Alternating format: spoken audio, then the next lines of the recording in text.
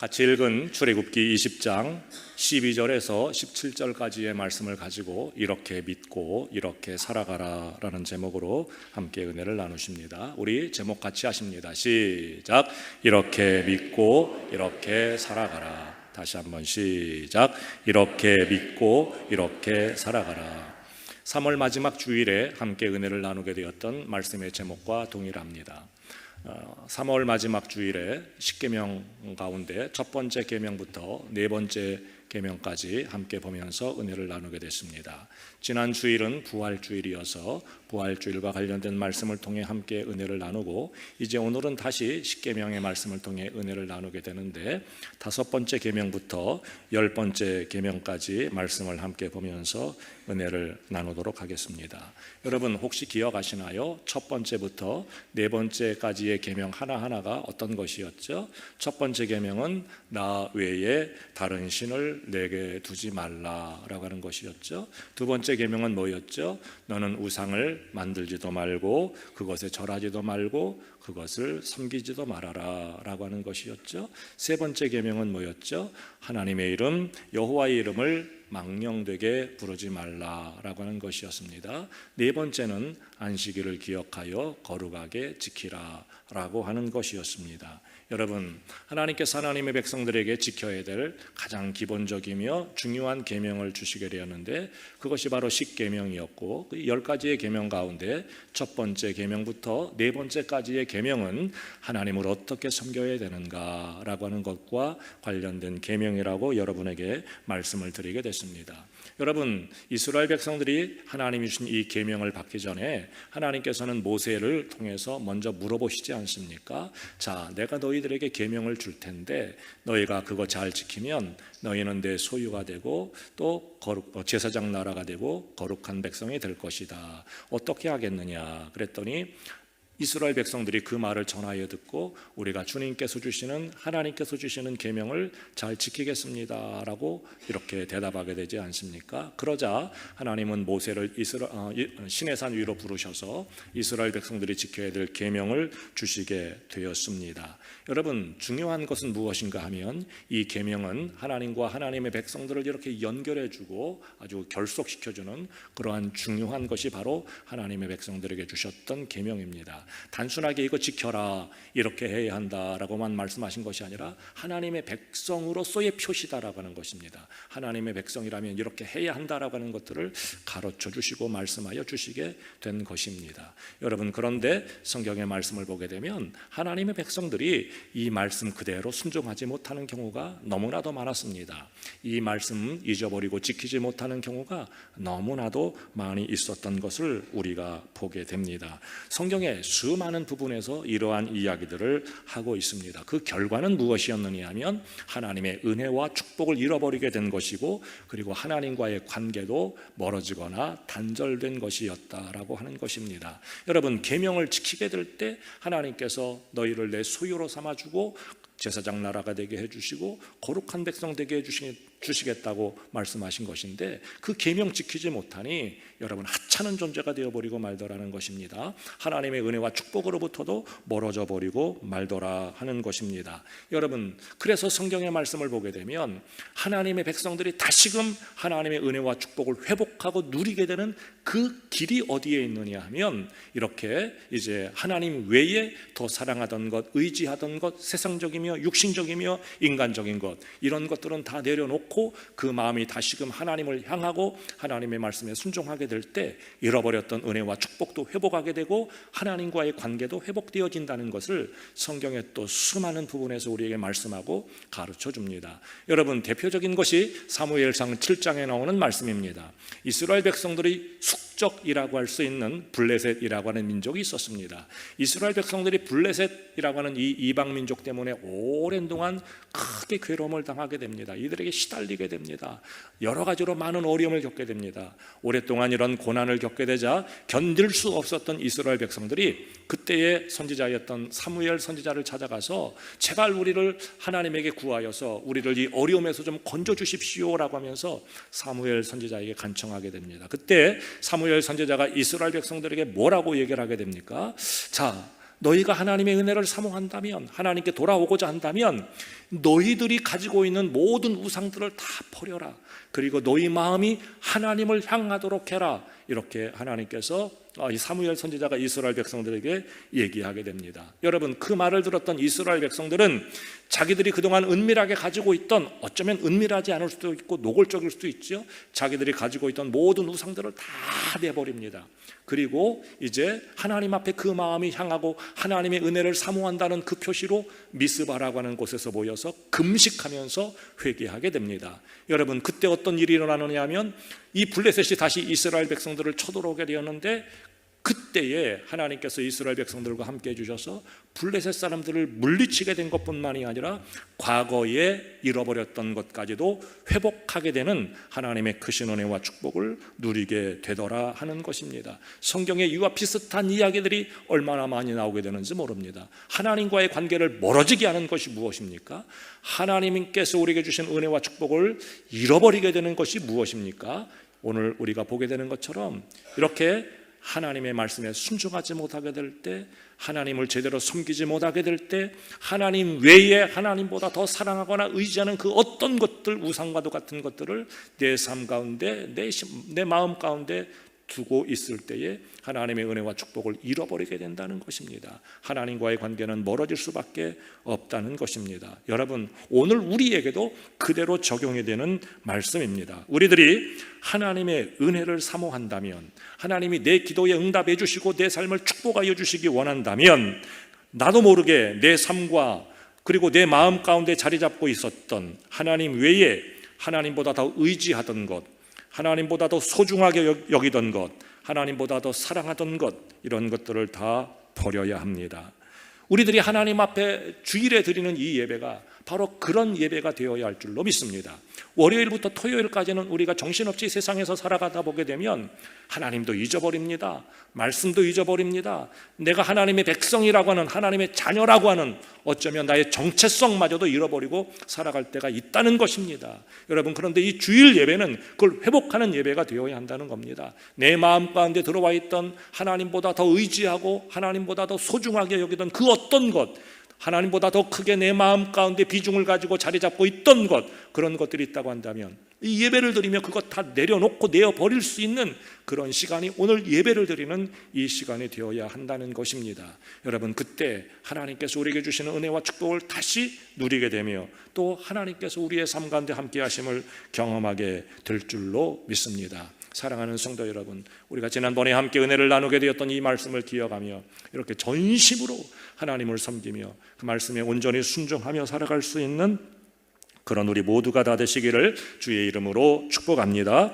오늘은 이제 5번째 계명부터 10번째 계명까지 함께 보면서 은혜를 나누도록 합니다. 여러분, 이 5번째 계명부터 10번째 계명까지는 인간관계, 사람과 사람 사이에 해당되는 이런 계명이요 율법이라고 얘기를 할 수 있습니다. 다시 말씀드리지만 첫 번째 계명부터 네 번째 계명까지는 어떻게 하나님을 섬겨야 되느냐, 하나님의 백성으로 어떻게 살아가야 되느냐라고 하는 것을 우리에게 말씀한 것이고, 5번째 계명부터 10번째 계명까지는 가정 안에서 또는 우리가 이 공동체 안에서 또 이웃과 더불어 같이 살면서 그 관계 안에서 우리가 어떻게 살아가게 되는 것이 과연 하나님의 자녀다운 삶이냐라고 하는 것을 말씀하고 가르쳐 주는 내용입니다.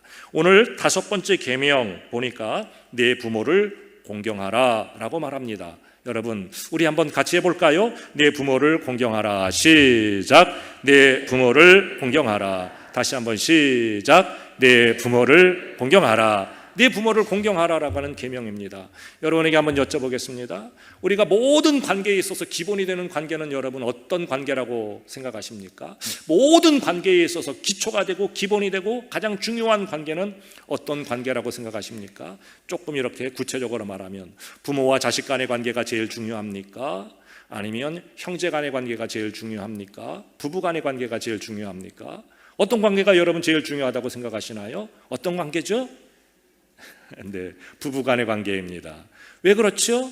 여러분, 창세기 말씀을 보세요. 하나님이 아담이 혼자 있는 것 보기 좋지 않으셔서 누구를 만들어 주셨습니까? 부모님 만들어 주셨습니까?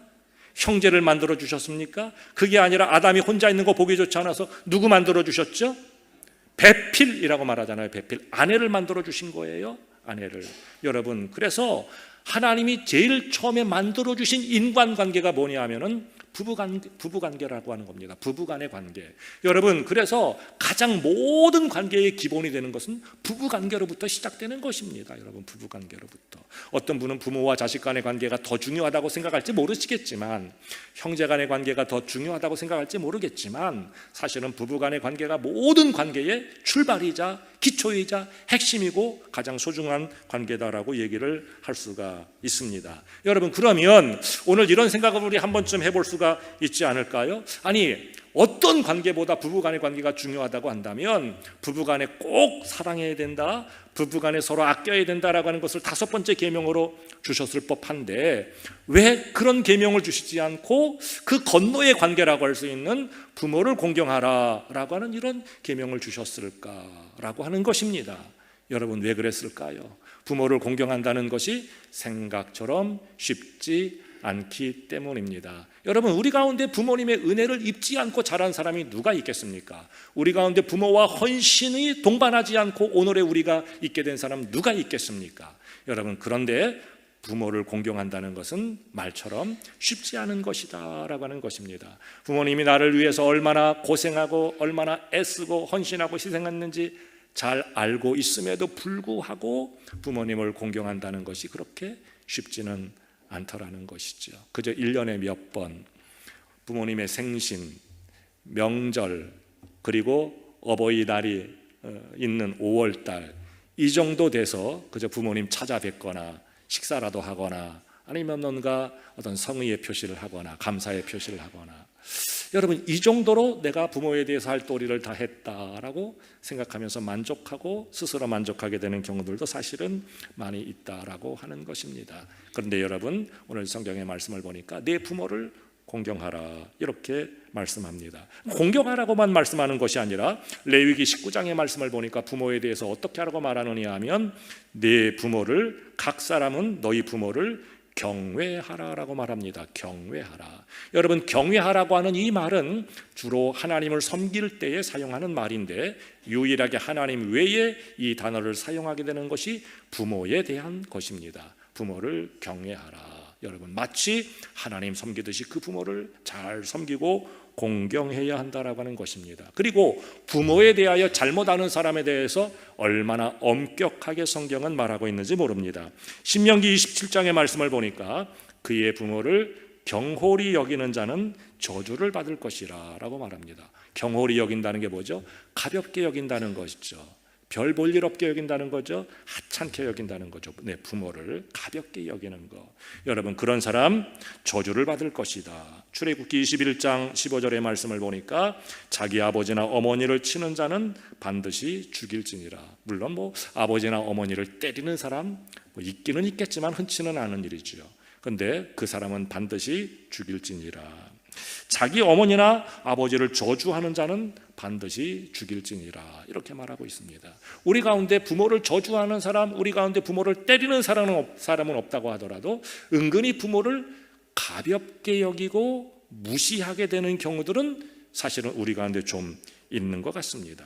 근데 놀랍게도 무섭게도 그런 사람들은 저주를 받을 것이다 라고 말씀하고 있습니다. 여러분, 덧붙여서 에베소서 6장의 말씀을 보게 되면 우리에게 이렇게 말씀합니다. 내 부모를 공경하라. 여러분, 이렇게 말씀을 하는데, 공경하라고 하는 이 말은 내 마음으로부터 존중하고 그리고 그 말씀에 순종하게 되는 것이라고 하는 사실을 우리는 알게 됩니다. 이런 사람이 땅에서 잘 되고 장수할 것이다라고 말씀하고 있습니다. 여러분, 이 부모 공경과 관련해서 어떤 분들은 새삼스러울 것이 없는 것 아니냐, 부모를 공경하는 게 너무 당연한 일 아니냐, 또 부모의 말씀에 순종하고 부모를 존중하는 것, 귀하게 여기는 것, 이거 너무 당연한 것 아니냐, 새삼스러울 것이 없는 계명 아니냐, 그렇게 말씀하고 생각하는 분도 있을 것입니다. 근데 우리 가운데 어떤 분은 부모를 공경하기가 정말 어려운 분들도 있을 것입니다. 여러분, 내 마음속에 가장 깊은 상처를 주게 되는 게 누구로부터 받은 상처인가요? 내 마음 가운데 가장 큰 괴로움으로 기억되는 것이 누구로부터 받은 그 고통과 괴로움일까요? 주로 가까운 사람에게서 받은 고통, 괴로움, 상처, 이런 것들이 잘 지워지지 않는 법입니다. 내가 그저 어쩌다가 살아가게 되면서 그냥 스쳐가듯이 지나갔던 사람이 내게 상처를 주고 나를 괴롭게 했던 것은 역시 그대로 그렇게 잊어버리게 됩니다. 대수롭지 않게 여겨집니다. 그런데 늘 나와 이런 밀접한 관계를 맺고 살아가는 가까운 관계에 있는 사람이 어떤 내게 상처를 주고 나를 힘들게 하게 됐을 때는 그거는 그렇게 잊혀지지가 않고 계속해서 내게 오랫동안 어쩌면 죽을 때까지도 큰 괴로움과 고통으로 여전히 자리 잡고 남아있게 되는 경우들이 얼마나 많은지 모릅니다. 여러분, 어쩌면 우리 가운데는 부모님으로부터 지극한 사랑과 지극한 은혜를 받은 그런 분들도 있지만 우리 가운데 어떤 분은 부모로부터 씻을 수 없는 고통과 괴로움과 상처를 입은 그런 분들도 있을 수 있다는 것입니다. 여러분, 부모님으로부터 사랑을 받고 부모님으로부터 큰 은혜를 받은 사람에게 있어서는 부모를 공경해야 된다는 것, 그거 당연한 일이지, 마땅한 일이지, 꼭 해야 되는 일이지, 여러분 자연스럽게 받아들여지지만 여러분, 다른 사람도 아닌 부모님으로부터 어떤 상처를 받고 부모님 때문에 말할 수 없는 어떤 어려운 일들과 힘들고 괴로운 일을 겪었던 사람들에게 있어서 부모를 공경한다라고 하는 이것은 정말 어려운 일입니다.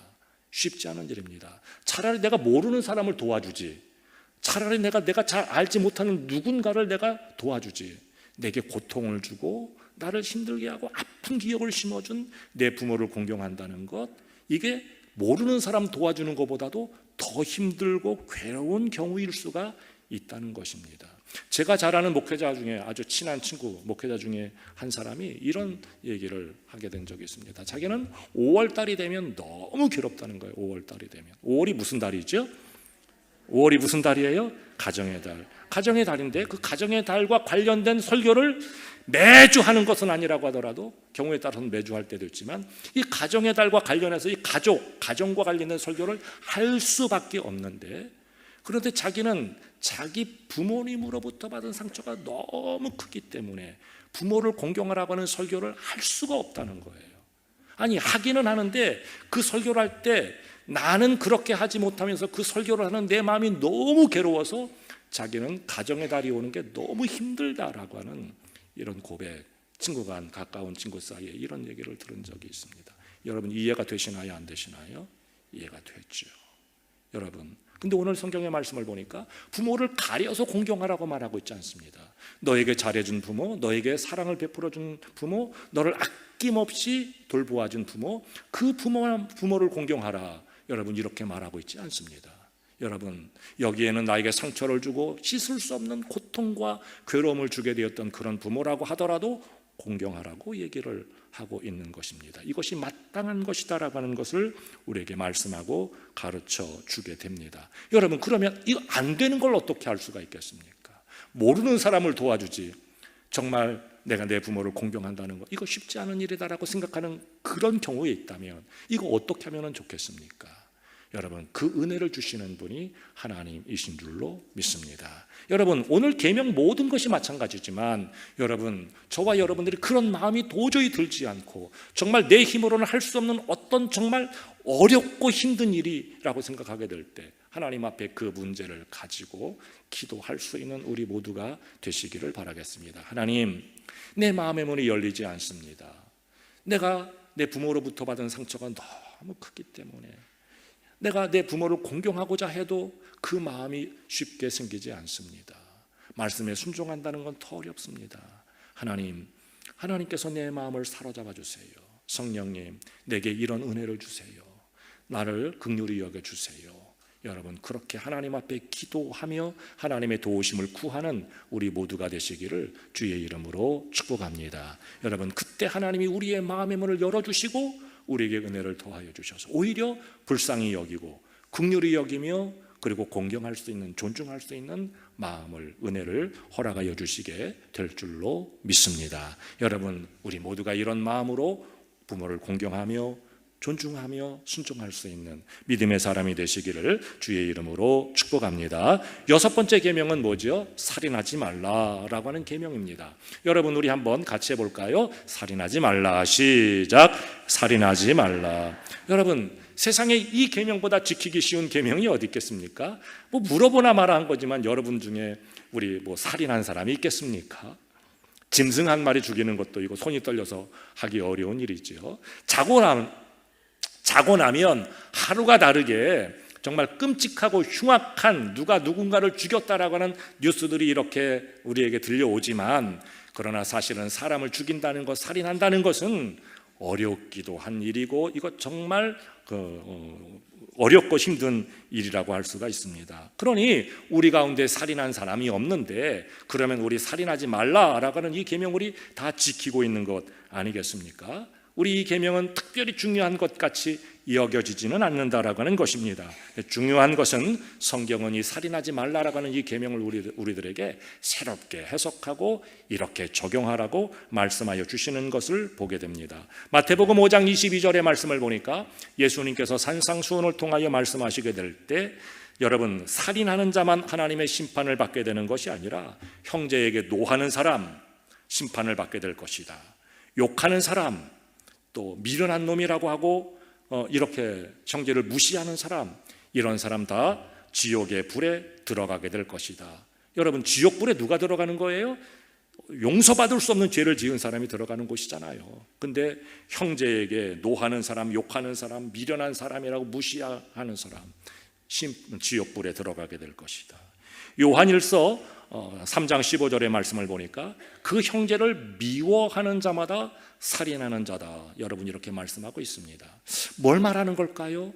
내가 직접 누군가의 생명을 끊는, 누군가를 죽이는, 살인하는 죄는 짓지 않았다고 하더라도 흔히 하는 말대로 인격적 살인을 할 수가 있다는 것입니다. 인격적 살인. 누군가를 굉장히 미워하고 미워하는 마음 풀지 않는 거예요. 누군가를 없는 사람 취급하는 거예요. 무시하는 거예요. 인격적 살인이에요. 인격적 살인. 오늘 성경은 우리에게 이것을 말씀하고 있습니다. 내가 생물학적으로 누군가를 죽이는 이런 일은 하지 않았다고 하더라도 저 사람은 어떻게 할 수가 없어. 없는 사람 취급하는 거예요. 어떻게 용납이 안 돼. 그 미워하는 마음을 풀지 못하는 거예요. 때로는 분노해요. 때로는 무시해요. 인격적 살인이에요. 여러분, 이런 사람들 오늘 무섭게도 뭐라고 말하고 있느냐면 지옥불에 들어간다라고 말씀하고 있습니다. 여러분, 그러니까 내가 실제로 누구를 죽이지 않았다고 하더라도 내 마음에 그런 마음 품게 되는 것이 살인한 것과 다름이 없다라고 하는 것을 말씀하고 가르쳐 주게 됩니다. 간음하는 것도 마찬가지 아닙니까? 여러분, 7번째 계명 간음하지 말라라고 말씀하고 있습니다. 근데 우리가 육체적으로 어떤 간음하는 죄를 짓지 않았다고 하더라도 여러분, 우리 마음으로부터 음욕을 품게 되는 것, 어떤 특정한 대상을 향해서 음욕을 품게 되는 것이 이미 간음하게 된 것이라고 예수님께서는 산상수훈을 통하여 말씀하고 또 가르쳐 주시지 않습니까? 여러분, 육체적으로 간음하는 것만이 간음이 아니라 누군가를 향하여 음욕을 마음에 품게 되는 것, 이게 이미 간음한 것이다라고 말씀하고 가르쳐 주게 됩니다. 여러분, 인격적 살인, 마음으로 음욕을 품게 되는 이런 간음하는 것, 여러분, 이러한 것들은 우리의 삶 가운데 수없이 많이 벌어지는 일들입니다. 누구를 죽여서가 아니라, 행동으로 간음해서가 아니라 우리 마음으로부터, 그리고 정신으로부터, 생각으로부터 수없이 많이 저질러지는 범죄라고 하는 것들을 우리는 알게 됩니다. 여러분, 그런데 안타까운 것은 우리가 육신을 가지고 있는 사람이기 때문에 누군가를 미워할 때가 있습니다. 누군가를 없는 사람처럼 무시할 때가 있습니다. 때로는 도저히 용납하지 못하게 되는 그런 경우도 있습니다. 육체의 정욕을 다스리지 못해서 우리 가운데 음욕이 틈타게 되는 경우도 있습니다. 음란한 마음이. 여러분, 우리 다 죄 지은 것 아닙니까? 근데 중요한 것은 무엇인가 하면 마르틴 루터라고 하는 종교개혁자는 7번째 계명인 간음하지 말라고 하는 이 계명을 해설하면서 이렇게 해설하게 되었다는 겁니다. 새가 머리 위로 날아가는 것은 어쩔 수가 없다. 그런데 그 새가 내 머리 위에 둥지를 틀게 해서는 안 된다 라고 하는 유명한 말을 하게 됐습니다. 여러분, 새가 내 머리 위로 날아가는 것 내가 어떻게 하겠습니까? 어떻게 할 수가 없는 일이죠. 여러분, 우리가 다 육신을 가진 사람이기 때문에 때로는 누구를 미워하는 생각이 들 수도 있어요. 누구에게 분노할 수도 있어요. 저 사람 없어졌으면 좋겠다라고 생각할 수도 있어요. 내 마음으로. 또 우리 가운데 음란한 생각이 틈타서 여러분 그것이 내 생각을 스쳐 지나갈 때도 있어요. 근데 중요한 것은 뭐냐면 그러한 생각들이 우리 마음에 둥지를 틀지 못하게 된다는 거예요. 둥지를 틀게 되면 그때부터는 그것이 그냥 마귀의 집이 되어버리고 그냥 우리가 그것의 노예가 되어버리기 때문에 내 마음에 둥지를 틀지 못하게 해야 한다는 것입니다. 여러분, 저와 여러분들이 하나님을 섬기며 주님의 은혜로 우리의 심령들을 살펴보면서 하나님이 주신 은혜와 능력으로 이러한 것들이 내 심령의 둥지를 틀지 못하도록, 자리를 잡지 못하도록 하나님 앞에 구하는 그런 믿음의 사람들이 되시기를 주의 이름으로 축복합니다. 여러분, 그때 하나님이 기뻐하시는 성도로서의 삶을 살게 될 줄로 믿습니다. 8번째 계명은 도둑질하지 말라라고 하는 계명입니다. 우리 8번째 계명 같이 한번 해볼까요? 도둑질하지 말라. 시작. 도둑질하지 말라. 다시 한번 시작. 여러분, 누군가의 것을 한번 이렇게 슬쩍 훔쳐서 내 것으로 만들어 보신 분 있나요? 네? 대답 안 하셔도 돼요. 누군가의 것을 훔쳐서 내 것으로 만들어 보시. 생각해 보니까 오늘 설교를 준비하면서 생각해 보니까 저도 있기는 있더라고요. 군대 가서 그랬던 적이 있었던 것 같습니다. 남의 것을 내 것으로 만드는 거, 훔쳐서 내 것으로 만드는 게 도둑질이죠. 근데 성경은 이 도둑질을 폭넓게 해석하고 있더라고요. 무엇을 도둑질하고 얘기하느냐 하면 그냥 단순하게 남의 것을 훔쳐서 몰래 훔쳐와서 내 것으로 만드는 것만이 도둑질이 아니라 말라기 3장의 말씀을 보니까 하나님 앞에 마땅히 드려야 될 것, 그것을 드리지 않고 그냥 내가 쓰는 것, 하나님의 것을 뭐 하는 것이다? 도둑질하는 것이다 라고 말하고 있습니다. 마가복음 7장의 말씀을 보게 되면 고르반이라고 하는 얘기가 나오는데 이거 길게 설명할 시간이 없으니까 무슨 얘기냐면 부모에게 드려야 될 것, 마땅히 부모를 공경하는 데 사용해야 될 물질을 부모님에게 드리지 않고 그냥 내가 쓰거나 부모를 공경하는 데 사용하지 않는 것, 이것도 도둑질하는 것이다 라고 말하고 있습니다. 여러분, 뿐만 아니라 레위기의 말씀을 보게 되면 이런 말씀이 나옵니다. 레위기 19장의 말씀을 보게 되면 모퉁이 법이라고 하는, 그렇게 부르는 내용인데, 추수를 하게 될 때 네모난 밭이 있으면 그 모퉁이의 것은 추수하지 말고 내버려 둬라. 추수하다가 떨어진 이삭이 있으면 그것도 내버려 둬라. 왜냐하면 가난한 사람들이, 밭도 없고 농사도 짓지 못하는 가난한 사람들이 있을 때 그 모퉁이의 것, 그 사람들이 좀 가져가서 먹고 살 수 있게, 추수하다가 떨어진 이삭 그들이 추수가서 먹고 살 수 있게 싹 걷어가지 말고 모퉁이에 있는 것, 떨어진 이삭들, 이건 좀 내버려 둬라. 그리고 너희가 포도원이 있을 때 그거 다 따지 말고 좀 남겨둬라. 떨어진 열매가 있으면 그것도 남겨둬라. 그래서 가난한 사람들이 그것 좀 얻어서 먹고 살 수 있게 그렇게 해라. 여러분, 그런데 그렇게 하지 않고 모든 것 싹 걷어가 버리면 가난한 사람들에게, 형제들에게 돌아가야 될 것을 도둑질하는 것과 같다라고 하는 것을 성경은 말씀하고 있습니다. 그러니까 남의 것을 훔쳐서 내 것으로 만드는 것만이 도둑질이 아니라 마땅히 누군가에게 줘야 될 것을 주지 않는 것, 이것도 도둑질이다. 하나님 앞에 드려야 될 것 드리지 않는 것도 도둑질이다라고 말씀을 하게 됩니다. 이런 면에서 보게 되면 여러분, 우리가 도둑질하게 된 경우들이 사실 얼마나 많이 있는지 모릅니다. 내가 지금까지 남의 것을 훔쳐서 내 것으로 만들어 본 적이 없는데, 여러분, 그렇게만 생각할 것이 아니라 마땅히 내가 드려야 될 것, 마땅히 누군가에게 줘야 될 것, 해야 할 의무를 하지 아니한 것도 도둑질한 것이다라고 말씀하게 됩니다. 여러분, 오늘 이 말씀을 살피면서 저와 여러분들이 하나님 앞에 드릴 것은 드리고 나눌 것은 나누며, 여러분, 이렇게 신실하게 주의 말씀을 따라 행하는 저와 여러분들이 되심으로 하나님이 기뻐하시는 성도의 삶을 살게 되시기를 주님의 이름으로 축복합니다. 9번째 계명은 내 이웃에 대하여 거짓 증거하지 말라라고 하는 계명입니다. 같이 한번 해볼까요? 거짓 증거하지 말라. 시작. 거짓 증거하지 말라. 여러분, 거짓 증거라고 하는 말이 무슨 말이겠습니까?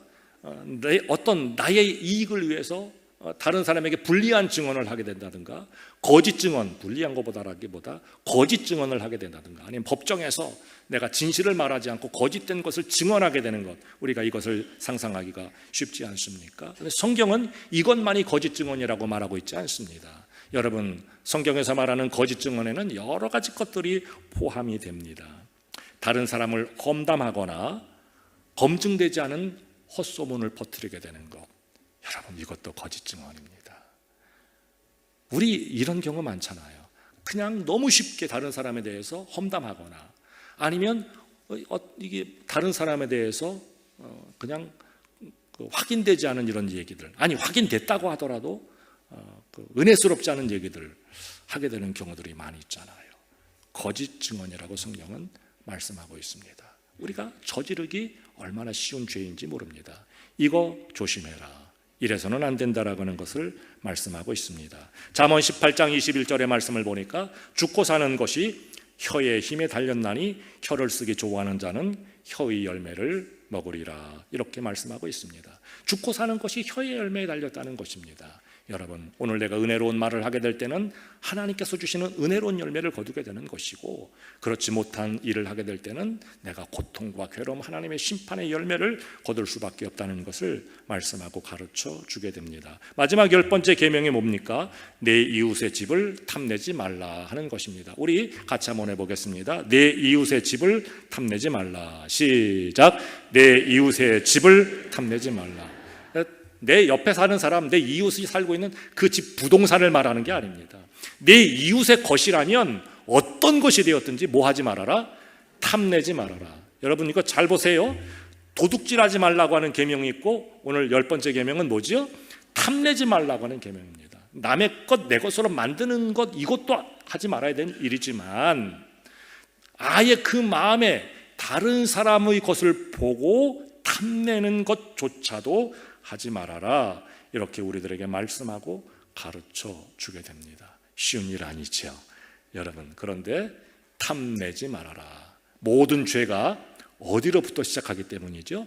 욕심으로부터 시작하기 때문에 그렇다라고 하는 것입니다. 우리 잘 아는 야고보서의 말씀처럼 모든 죄가 욕심으로부터 시작하기 때문에 내 이웃의 집을 탐내지 말아라. 다른 사람의 것을 탐내지 말아라 라고 말씀합니다. 여러분, 오늘 5번째 계명부터 10번째 계명까지 우리가 짧게 하나님의 말씀을 통해서 은혜를 나누게 됐는데, 우리가 아마 예배를 드리시는 분들 가운데 대부분의 성도님들은 다 잘 알고 계시는 그런 말씀일 것입니다. 신앙생활 오래 하신 분들, 첫 번째 계명부터 10번째 계명까지 한번 말해보세요 라고 하면 그거 첫 번째부터 10번째까지 다 순서대로 말하는 것 좀 어려워도 이렇게 여러분들에게 말씀을 드리면 이 계명 하나하나에 대해서는 아마 여러분들 다 잘 알고 있는 계명일 것입니다.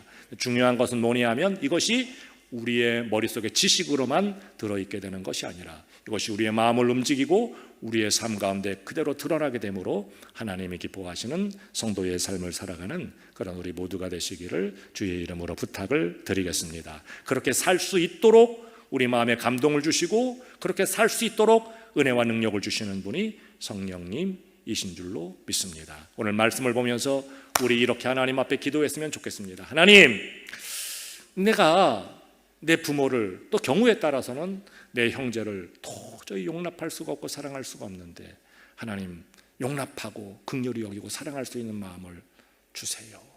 하나님, 내가 겉으로는 안 그런 척하지만 누군가를 참 미워하고 없는 사람 취급하고 무시하고 때로는 분노할 때도 있었는데 내 마음 가운데 음란한 생각이 틈타고 정욕적인 생각이 틈탈 때가 있는데 하나님, 이것이 내 마음에 둥지를 틀지 못하게 자리 잡아서 내 삶을 주관하지 못하게 해주세요. 내가 도둑질하지 않게 해주시는데 하나님 앞에 드릴 것 드리고 나눌 것은 나누고 그럴 수 있는 은혜의 사람 되게 해주세요.